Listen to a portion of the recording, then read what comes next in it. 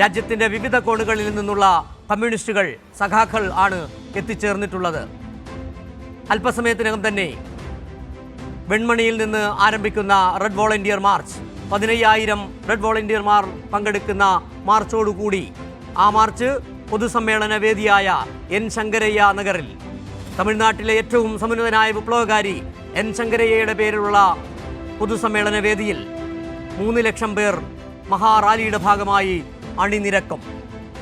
മധുരയിലെ സാമാന്യ പൊതുജനങ്ങൾ വീടുകളിൽ നിന്ന് കയ്യയച്ച് നൽകിയ സംഭാവനകൾ, അതോടൊപ്പം തന്നെ കുടുംബങ്ങൾ ഒന്നായി എത്തിച്ചേരണമെന്നുള്ള സംസ്ഥാന സെക്രട്ടറി കെ ബാലകൃഷ്ണൻ്റെ അഭ്യർത്ഥന, അതിൽ അദ്ദേഹം അഭ്യർത്ഥന ചെയ്തുകൊണ്ടുള്ള ഫേസ്ബുക്ക് പോസ്റ്റിൽ ലഭിച്ച വലിയ പ്രതികരണങ്ങൾ എല്ലാം കണ്ടതാണ്.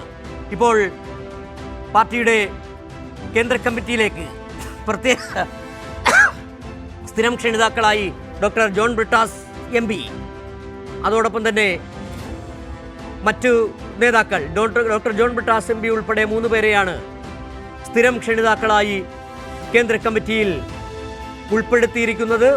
മൊത്തം 85 അംഗ കേന്ദ്ര കമ്മിറ്റിക്കാണ് പാർട്ടി കോൺഗ്രസ് അംഗീകാരം നൽകിയത്. ഒരു സ്ഥാനം ഒഴിച്ചിട്ടുണ്ട്, ഇനി ഒരാളെ ഉൾപ്പെടുത്തും. ഏതായാലും പുതിയ PB അംഗങ്ങൾ ഉൾപ്പെടെയുള്ളവരെ പട്ടിക ഉടൻ തന്നെ പുറത്ത് വരുന്നതാണ്. നിലവിൽ പാർട്ടിയുടെ ജനറൽ സെക്രട്ടറിയായി MA ബേബിയെ തെരഞ്ഞെടുത്തിരിക്കുന്നു.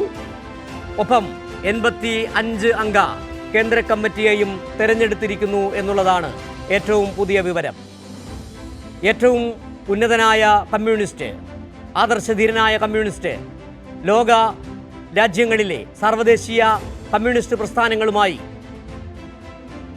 അഭേദ്യമായ ബന്ധം പുലർത്തുന്ന, പരന്ന വായനയുള്ള, വിവിധ ഭാഷകളിൽ ജ്ഞാനമുള്ള MA ബേബി